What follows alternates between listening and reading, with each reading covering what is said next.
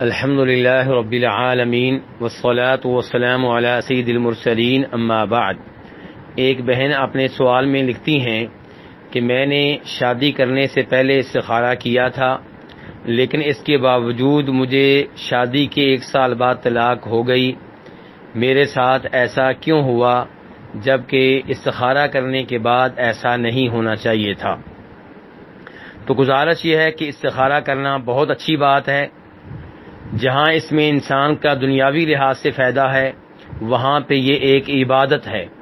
انسان وضو کرے گا، 2 رکعتیں ادا کرے گا، دعائے استخارہ پڑھے گا، اس وجہ سے اس کے نامہ اعمال میں بہت سی نیکیاں لکھی جائیں گی، اور نبی علیہ الصلوۃ والسلام کی اس سنت پہ، اس طریقے پہ عمل کرنے کا ثواب بھی ملے گا۔ استخارہ کیا چیز ہے؟ استخارے کا مطلب یہ ہے کہ ایک جائز امر میں انسان متردد ہے، اس کو سمجھ نہیں آ رہی کہ میں یہ کام کروں کہ نہ کروں، تو ایسے آدمی کی رہنمائی اس جانب کی گئی ہے کہ وہ وضو کرے، 2 رکعتیں نفل ادا کرے، اور اس کے بعد دعائے استخارہ پڑھے، اور اللہ رب العزت سے درخواست کرے اس دعا میں کہ یا اللہ اگر یہ کام کرنا میرے لیے بہتر ہے تو اس کو میرے مقدر میں کر دے، اس کو میرے لیے آسان کر دے، اس میں میرے لیے برکتیں ڈال دے، اور اگر یہ میرے لیے بہتر نہیں ہے دنیا کے لحاظ سے یا آخرت کے لحاظ سے یا انجام کے لحاظ سے، تو مجھے اس سے دور کر دے، اس کو مجھ سے دور کر دے، اور مجھے وہاں پہ لے جا جہاں پہ میرے لیے خیر لکھی ہوئی ہے۔ نبی علیہ الصلوۃ والسلام صحابہ کرام کو یہ دعا ایسے سکھاتے تھے جیسے آپ انہیں قرآن پاک کی صورتیں سکھایا کرتے تھے۔ ہر مسلمان کو چاہیے کہ اپنے چھوٹے بڑے معاملے میں لوگوں سے، سمجھدار افراد سے مشورہ کرنے کے بعد جب کسی ایک بات کا عزم کر لے تو اس کام کو کرنے سے پہلے اللہ رب العزت کے سامنے دعا کرے، جس کو دعائے استخارہ کہتے ہیں۔ لیکن کئی دفعہ انسان استخارہ کرتا ہے، پھر بھی نتیجہ اس کی توقعات کے برعکس ہوتا ہے، تو بہت سے لوگ پریشان ہوتے ہیں، مضطرب ہو جاتے ہیں، ٹینشن کا شکار رہتے ہیں کہ استخارہ کرنے کے بعد تو ایسا نہیں ہونا چاہیے تھا۔ آئیے دیکھتے ہیں کہ اس کی وجوہات کیا ہیں، اس کے اسباب کیا ہیں، کیوں استخارہ کرنے کے باوجود بظاہر انسان کو ناکامی کا سامنا کرنا پڑتا ہے۔ پہلے نمبر پہ یہ گزارش ذہن میں رکھی جائے کہ استخارہ ایک دعا کا نام ہے، اور اس کے وہی آداب ہیں، وہی شرائط ہیں جو ہر قسم کی دعا کے لیے ہوتی ہیں۔ ہم سب کو یہ معلوم ہے کہ مسافر کی دعا قبول ہوتی ہے، والد کی دعا اولاد کے حق میں قبول ہوتی ہے، مظلوم کی بد دعا ظالم کے خلاف اللہ رب العزت قبول کرتے ہیں۔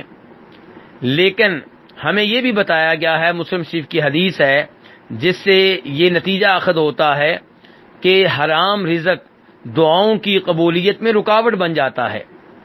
تو کئی دفعہ انسان دعا کرتا ہے، لیکن دعائیں کرنے کے ساتھ ساتھ ایسے برے اعمال سر انجام دیتا ہے جو دعاؤں کی قبولیت میں رکاوٹ بن جاتے ہیں۔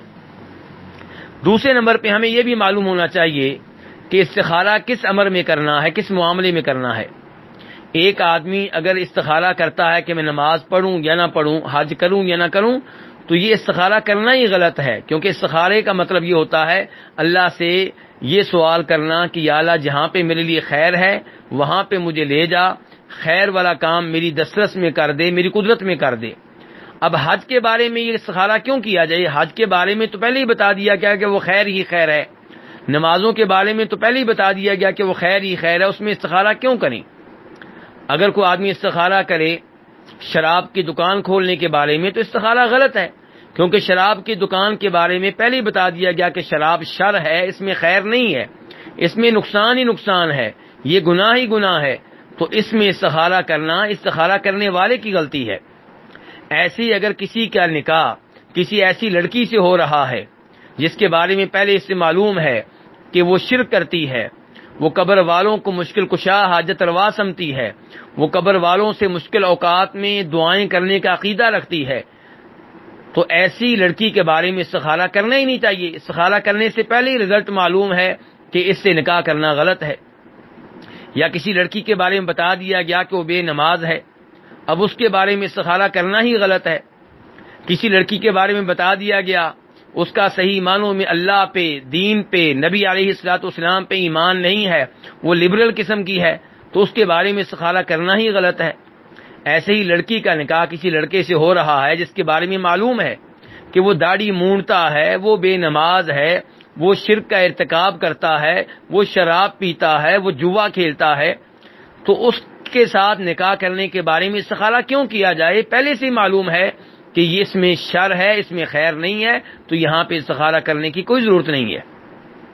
استخارہ وہاں پہ کیا جائے گا جہاں پہ کوئی لڑکا شریعت کے لحاظ سے مناسب لگ رہا ہے، لیکن اس کی اندرونی کیفیت کو ہم نہیں جانتے، اس کے حقیقی حالات کو ہم نہیں جانتے، اس کے مستقبل کو ہم نہیں جانتے، تو اس لیے استخارہ کریں گے کہ یا اللہ اگر اس کے ساتھ نکاح کرنے میں خیر ہے تو میرا اس کے ساتھ نکاح کر دے، ورنہ اس کو مجھ سے دور کر دے اور مجھے اس سے دور کر دے. اور استخارے میں اسی دعا کا انتخاب کرنا چاہیے جو نبی علیہ الصلوۃ والسلام نے سکھائی ہے. استخارہ کرنے سے پہلے اچھی طرح وضو کریں. استخارہ کرنے سے پہلے 2 رکعتیں نبی علیہ الصلوۃ والسلام کی سنت اور طریقے کے مطابق ادا کریں، خشوع و خضوع کے ساتھ ادا کریں، توجہ سے ادا کریں، اور دعائے استخارہ بھی توجہ سے پڑھیں، دھیان سے پڑھیں، آپ کو پتہ ہو کہ آپ اللہ تعالیٰ سے کیا کہہ رہی ہیں یا کیا کہہ رہے ہیں. تو یہ وہ استخارہ ہے جس کا رزلٹ انشاءاللہ اللہ رب العزت کے فضل و کرم سے خیر پہ مبنی ہوگا. اس سب کے باوجود کہ آپ نے وضو بھی صحیح کیا، نماز بھی صحیح پڑھی، دعائے استخارہ بھی توجہ سے کی، کبیرہ گناہوں سے بھی آپ بچتے ہیں، استخارہ بھی آپ نے اس امر میں کیا جس امر میں کرنا چاہیے، لیکن رزلٹ آپ کی توقعات کے مطابق نہیں آیا، تو یقین جانیں کہ جو رزلٹ آیا اسی میں آپ کے لیے کوئی نہ کوئی خیر تھی. آپ نہیں جانتے کہ خیر کس میں تھی، جو رزلٹ آیا اسی میں آپ کے لیے خیر تھی. اگر اس لڑکے کی بجائے کسی اور جگہ آپ کا نکاح ہوتا، ہو سکتا ہے کہ وہ آپ کو قتل کر دیتا، ہو سکتا ہے وہ آپ کو آگ لگا دیتا، ہو سکتا ہے کہ وہ آپ کو جہنم میں لے جانے کا باعث بن جاتا. تو اللہ رب العزت نے وہاں پہ آپ کا نکاح کیا جہاں پہ آپ کے لیے خیر تھی. جہاں پہ آپ کا نکاح ہوا آپ کو طلاق ہو گئی. اس طلاق ہونے کی وجہ سے آپ صدمے کی حالت میں ہیں، آپ پریشان ہیں، ٹینشن کا شکار ہیں. اللہ سے رجوع کرنے کا موقع ملے گا، اللہ کے سامنے گڑگڑانے کا موقع ملے گا، اللہ سے اپنے گناہوں کی معافی مانگنے کا موقع ملے گا. تہجد کے ٹائم آپ اٹھیں گی، اللہ کے سامنے روئیں گی، گڑگڑائیں گی، تلاوت کثرت سے کریں گی، نفل نمازیں کثرت سے پڑھیں گی. تو اس کا مطلب یہ ہے کہ یہ طلاق آپ کے لیے مفید ثابت ہوئی ہے، آپ کو اللہ کے قریب ہونے کا موقع مل گیا ہے. اور اب اللہ تعالیٰ آپ کو کوئی ایسا خاوند دے گا جو انشاءاللہ جنت میں لے جانے کا باعث بنے گا.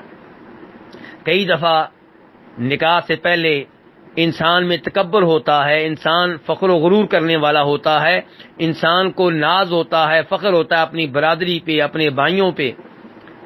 تو طلاق ہونے کی وجہ سے انسان سے یہ اکڑ پن ختم ہو جاتی ہے، تکبر ختم ہو جاتا ہے، غرور ختم ہو جاتا ہے، انسان اللہ کے سامنے جھکنے والا بن جاتا ہے، خشوع و خضوع کا اہتمام کرنے والا بن جاتا ہے. اس کا مطلب یہ ہے کہ طلاق میں خیر ہوئی.